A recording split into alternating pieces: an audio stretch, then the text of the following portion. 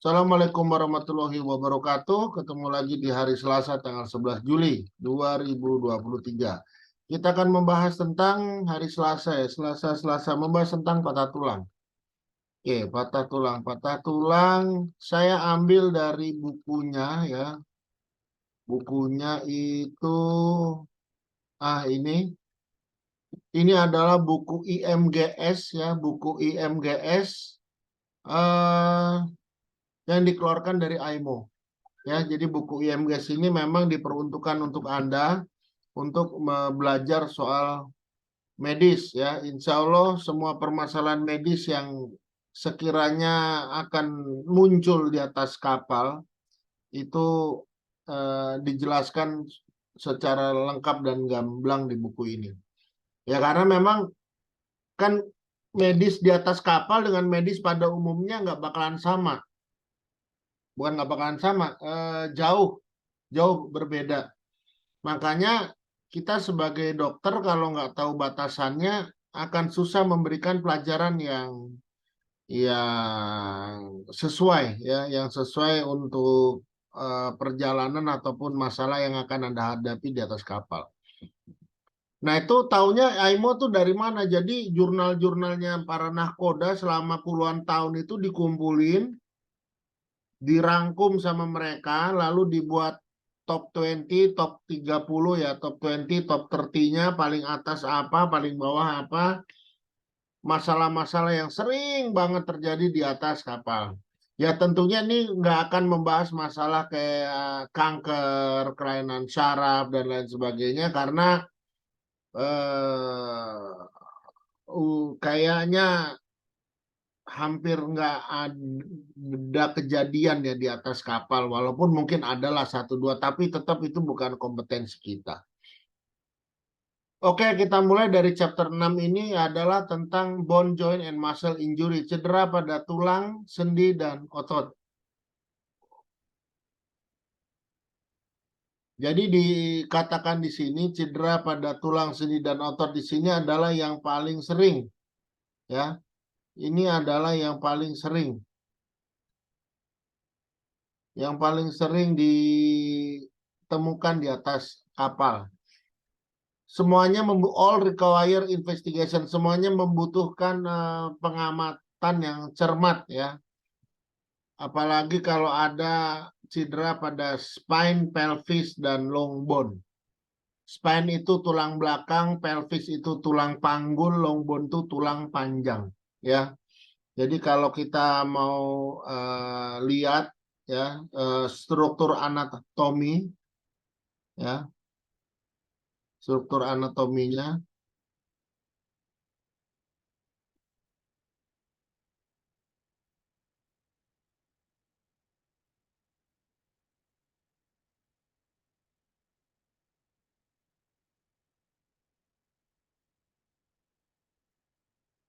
Ya ini ya.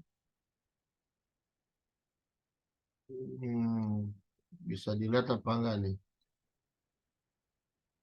Kurang.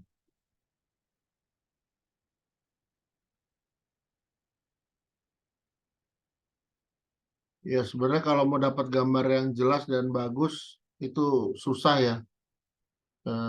Ya paling mending inilah ya. Paling mending ini.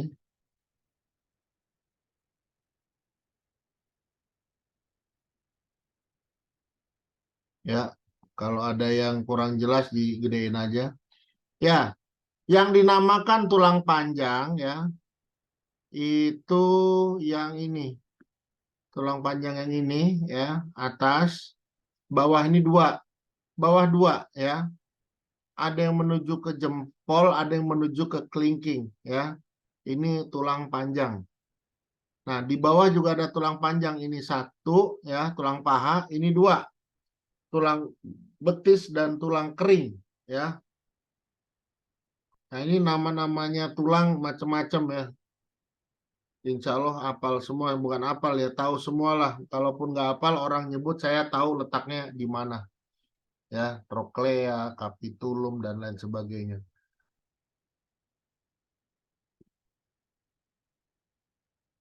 Ini saya normalkan lagi. Nah, ya. Ini tulang panjang. Jadi tulang panjang semuanya ada 12 ya, atas 6 bawah 6. Ini tulang panggul ya. Tulang panggul, dan ini yang garis-garis nih kayak tulang belakang ya, tulang belakang. Tulang belakang tuh mirip sop buntut kalau Anda pernah makan sop buntut ya. Tulang belakang manusia, tulang belakang. Nih, mana ya?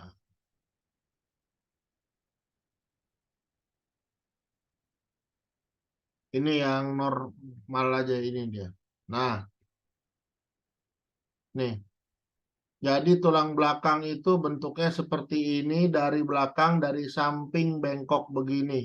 Ini dari depan. Kalau dari depan kita lihat dari arah depan begini, dari samping begini, dari belakang begini. Anterior, lateral, lateral, posterior ya. Anterior view, anterior tuh depan, lateral, left lateral. Left itu kiri, lateral itu pinggir. Posterior itu belakang ya. Ada yang namanya C. C itu namanya cervical deh, tapi kita nggak lihat itu. Kenapa ini dibilang penting? Karena di dalamnya ini ada saraf-saraf tepi, saraf-saraf utama pada eh, manusia ya. Makanya kalau ada cedera di tulang belakang itu hendaknya hati-hati ya. Tulang belakang itu hati-hati. Nah, terus kalau yang dicedera tulang panjang itu kenapa? Kenapa harus hati-hati? Di cedera tulang panjang itu, ya, cedera tulang panjang kenapa harus hati-hati?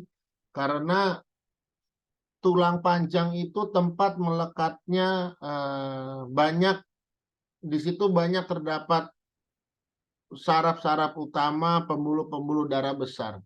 Yang kalau cedera, ya, tulangnya itu tuh mungkin akan terkoyak oleh tulang-tulang serpian tulang yang tajam dan mengalami perdarahan di dalam, sehingga nanti akan menyebabkan rentetannya paling akhir yang menyebabkan kematian. Seperti itu ya. Oke, kita lanjutkan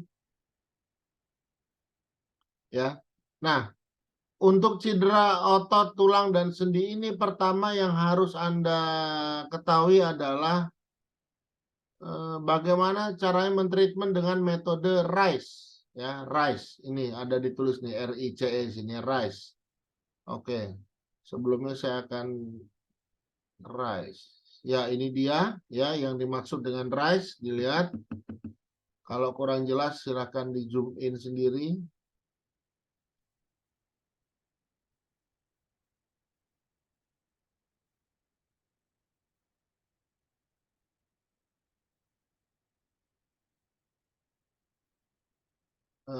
Mana tadi?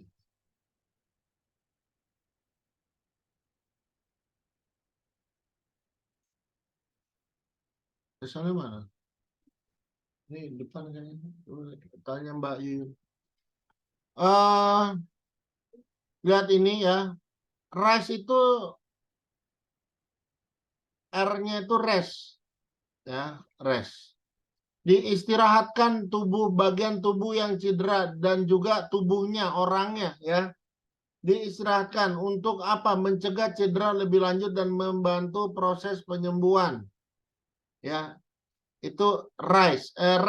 R-nya, I-nya adalah ice, dikompres dengan es dingin, memberikan efek dingin untuk membantu menurunkan suhu di sekitar jaringan yang mengalami cedera. Ini memang bentuk komunikasi tubuh terhadap kita ya, memberitahukan bahwa di daerah situ ada satu bentuk cedera. Ya, di samping juga rasa nyeri ya. Nah, rasa nyeri itu juga bisa dikurangi dengan caranya kita mengompres es ini ya. Nanti cara mengompresnya ada sendiri. Dikompresi memberikan penekanan kepada jaringan yang mengalami cedera, dibalut seperti ini ya. Tapi kecuali pada patah tulang terbuka tidak bisa seperti ini. Di elevasi, diangkat sedikit saja. Apakah kakinya yang cedera atau tangannya? Hanya di kedua organ di situ saja. Meninggikan bagian yang mengalami cedera melebihi ketinggian jantung sehingga dapat membantu mendorong cairan keluar dari daerah pembengkakan. Ya, melebihi ketinggian jantung. Ya. Oke. Itu dengan metode RICE ya, diingat dengan metode RICE.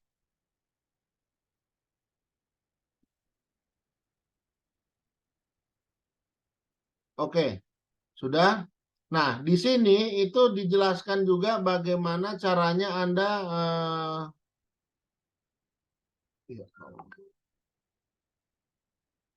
memberikan obat ya, memberikan obat. Memberikan obat. Nah, di sini to relieve pain. Ya, to relieve pain. Di sini sudah langsung dibilang kalau mau memberikan obat ya, itu dengan menggunakan ibuprofen. Ibuprofen di sini ya. Nah, cuman dia bilang, jadi ini gimana ya ngomong ya. Jadi analgetik itu ada beberapa tingkatan dari yang paling bawah, dengerin ya, dari yang paling bawah itu aspirin, di atasnya itu paracetamol, di atasnya itu ibuprofen, di atasnya itu tramadol, di atasnya itu morfin. Ya. Nah, kita nggak usah bingung kalau ada orang cedera kayak begini mau dikasih apa, langsung kasih ibuprofen aja. Ya, akan tetapi di sini sudah bilang kalau dia terkena di femur ataupun tibia ya, di femur ataupun tibia itu sebaiknya langsung diberikan tramadol. Ini ada tulisannya, langsung diberikan tramadol 5-10 mg 3 kali sehari. Tapi kalau saya kebanyakan, saya 3 kali 1 aja. Ini satu tabletnya 50 ml, berarti kalau 100 mg 2 tablet. Satu tablet aja sehari 3 kali 1 tablet. Atau Anda mau pilih morfin. Morfin juga boleh. Setiap 10-20 mg orally. Tablet. Every 3-4 hours. Setiap 3-4 jam selama 3 hari pertama. 3-4 jam selama 3 hari pertama. Ya, itu penggunaan morfinnya. Ya. Tadi saya lupa bagaimana caranya melakukan pengompresan. Caranya adalah seperti ini, dikompres selama 5-20 menit, 4 kali sehari selama 48 jam pertama. Ingat, 15-20 menit, 4 kali sehari. Jadi 4 kali 15-20 menit dalam 1 hari. Selama 2 hari pertama atau 48 jam pertama. Setelah itu sudah tidak perlu lagi, ya. Sudah boleh dihentikan pengompresannya. Oke, sekarang tentang compression, ya. Compression itu, nah ini adalah patah tulang tertutup dan patah tulang terbuka. Lihat seperti ini, ya. Lihat seperti ini, patah tulang tertutup dan patah tulang terbuka. Kalau tertutup dia masih ada di sini. Ya. Tapi kalau terbuka dia sudah menembus kulit. Ah. Ya. Kalau terbuka apa yang dilakukan? Lihat di sini. Ya, cari informasi atau dapatkan informasi atau usahakan untuk dievakuasi. Diusahakan untuk evakuasi. Kalau evakuasinya itu tertunda atau tidak bisa dilaksanakan karena jarak ataupun cuaca, diberikan obat antibiotiknya. Kenapa? Karena dia sudah keluar nih. Karena dia sudah keluar mencegah terjadinya infeksi. Ya, diberikanlah amoksilin klavulanat 875 per 125 mg 2 kali sehari. Ya, kalau dia alergi, boleh dikasih azitromisin 500 mg 2 kali sehari.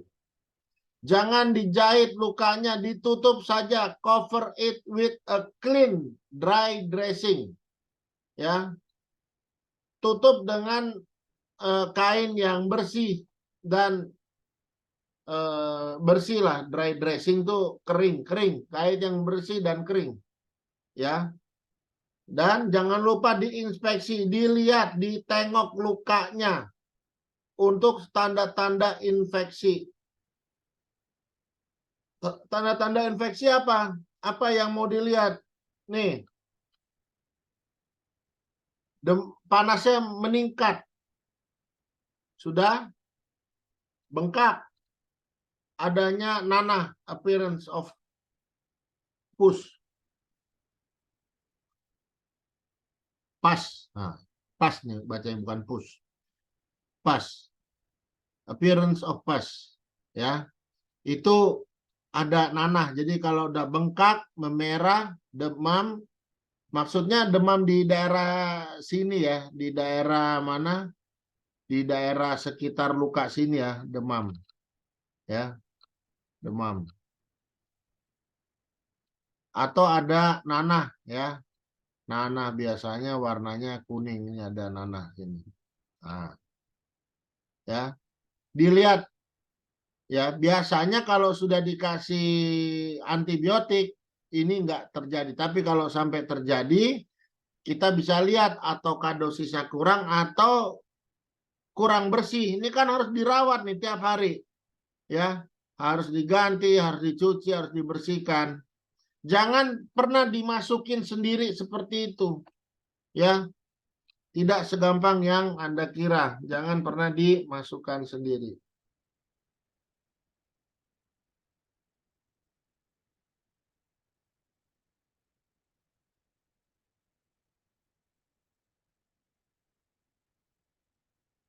Oke, ya itu caranya merawat untuk yang apa? Untuk yang luka atau patah tulang terbuka. Ya, coba kita lanjutkan lagi bagaimana yang di neck cervical. Ya, ini kalau ada kecurigaan patah tulang pada leher. Adanya kecurigaan patah tulang pada leher. Gimana kok Anda bisa curiga patah tulang pada leher? Kalau pada suatu kecelakaan, ya, pada suatu kecelakaan,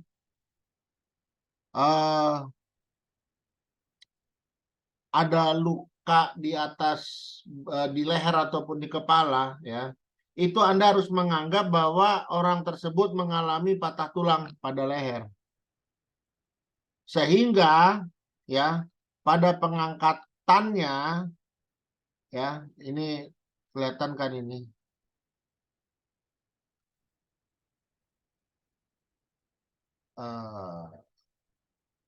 Sehingga pada pengangkatannya Anda harus memberikan kolar ya. Harus menempelin ini kolar. Iya, seperti inilah kira-kira. Ya.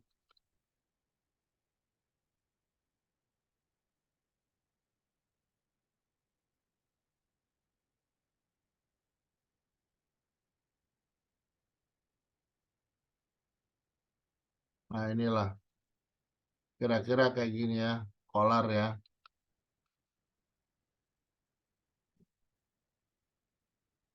Ya, kayak gini lah. Nah, ini kolar ini harus tersedia di atas kapal. Ada yang bilang sama saya, "Dok, kalau nggak tersedia gimana?" Ya, kalau nggak tersedia, cari apa kek, kardus yang tebel, yang apa, pokoknya fungsinya kayak kolar. Dan sebenarnya kalau menurut buku IMGS, setiap kapal harus punya beginian, nggak bisa, enggak. Tapi memang kayaknya banyak yang nggak punya. Kenapa? Untuk menekan budget, ya, untuk menekan budget ya. Sekarang kan kita mau usaha. Orang usaha kan maunya untung, ya kan? Nah, gimana caranya supaya pendapatannya, masukannya banyak, tapi pengeluarannya nggak begitu banyak. Nah, salah satunya apa yang bisa dipangkas ya? Mungkin ini dipangkas salah satunya, tapi saya nggak tahu ya. Ini kalau menduga-duga saya mungkin ya seperti ini, ya, begitu kira-kira. Nah, terus berikutnya yang harus Anda ketahui juga ya kalau di MFA ini kalau ada orang diduga oleh injury apa injury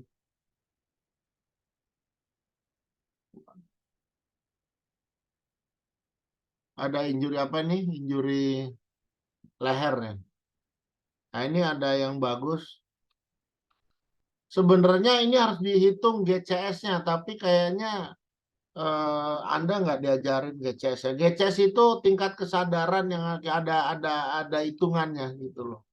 Nah, ini yang harus diperhatikan ini nih. Lihat nih. Design for crew members to assist you. Jadi mau mengangkat orang itu harus ngedapetin 4 orang. Ya, mengangkat korbannya harus dengan 4 orang. Karena ada yang megang kepala, ada yang megang ke badan, ada yang megang kaki, ada yang ngasih aba-aba. Ya, nah Anda mesti tetapkan siapa yang ngasih aba-aba. Jangan rebutan, nggak perlu gengsi. Mau Anda lebih tua, mau lebih muda, lebih pinter, lebih blow on. Tapi kalau sanggup ngasih aba-aba, ya silahkan ngasih aba-aba. Nggak usah gengsi. Ya, nggak usah. Udah lu aja, udah sama aja lu aja. Nggak sama. Nggak sama, udah. Kalau dibilang kalau orang terbanyak milihnya kita, ya udah kita udah. Jangan bilang saya paling sebel tuh, udah sama aja lu, nggak ada sama, nggak sama, ya. Orang kita tahu dia yang paling pinter, ya. Terus kita minta dia tolong untuk ngabang-ngabanin, terus dia bilang nggak jawaban, udah sama aja, ya nggak ada sama. Kalau nggak ngapain kita milih dia, ya. Ingat dipilih berdasarkan keahliannya dia, jangan dipilih karena mau ngerjain orang doang. Nah, saya paling nggak suka juga tuh. Salah satu tindak apa ya bullying itu mah bully ya kelihatannya sih kayak apa ya kalau bagi saya ya udahlah kalau tahu memang dia tuh masih kurang ilmunya nggak sanggup ya jangan didorong-dorong lah ya. Oke, ini terus remove the rigid collar carefully. Lepas kolarnya secara hati-hati tapi jangan melepas kolar jika sekali lagi jangan melepas kolar jika lihat ini.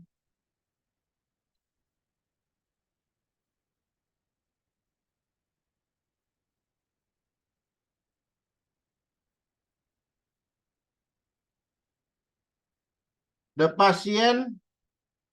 pasiennya memperlihatkan kecemasan kalau kolar itu dilepas. Itu artinya ada kemungkinan masih ada cedera atau keretakan pada tulang leher.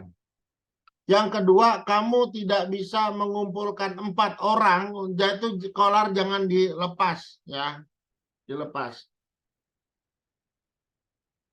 Jadi maksudnya ini mau ngangkat orang juga mesti dilepas.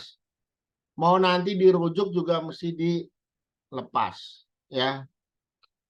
Nah, kita ngeliat si pasiennya kalau dia kira-kira cemas atau ketakutan untuk dilepas ya jangan dilepas. Jadi memang mesti korban ini satu, ya. Nah, yang terakhir, you can almost sure kamu bisa meyakini dirimu sendiri, ya meyakini diri Anda sendiri bahwa si pasien itu memang tidak memiliki cedera yang serius. Kalau kamu bisa mendapatkan pada pasien itu seperti apa? Pasien tersebut bisa bergerak dan sensasi normal. Bergerak, kepalanya bebas bergerak seperti ini. Sensasi normal, ditekan-tekan kayak begini, tusuk-tusuk gini, dites-tes tusuk begini ya, nggak sakit. Ya memang wajar kalau kayak gini, pakai pulpen gini, ya memang ada sakit. Tapi nggak yang sakitnya yang nyelekit sampai ke dalam, sampai ke tulang gitu, nggak. Ini kan cuma sakit di kulit doang. Tapi kalau memang dia patah tulang diginiin, itu sakitnya melekit, melusuk sampai ke tulang. No tenderness. Tenderness di sini adalah nyeri tekan. Tidak ada nyeri tekan. Walaupun sedikit saja. Baik di depan sini ataupun di belakang leher. Yang berikutnya leher itu dapat nengok ke kiri 45 derajat. Ke kanan 45 derajat. Ya. Nah terus untuk evakuasi. Kalau dia untuk mengurangi rasa nyeri. Kasih ibuprofen aja. Tapi kalau dia rasanya nyeri banget, hampir nggak ketulungan, ya dikasih tramadol. Ya, biasanya sih sampai tramadol doang cukup. Tapi kalau nanti misalnya harus diberikan morfin, ya silakan negosiasi lagi atau konsul lagi dengan panakodanya. Satu itu. Yang kedua, morfinnya ada apa enggak? Ya, oke. Sebentar sampai di sini dulu.